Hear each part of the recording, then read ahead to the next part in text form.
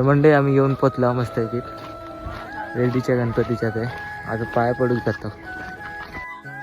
तर मंडळी देवळातील देवाच्या परिसरात येऊन एकदम मन प्रसन्न झालेला. कधी एकदा देवाचं दर्शन घेतं असा झालेला.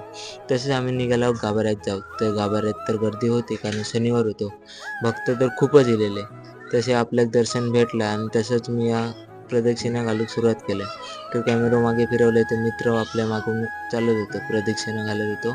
तुमका दर्शन नको आहे म्हणून मी झूम केले कॅमेरा आणि तसेच आम्ही निघालो गोव्यात शूटसाठी.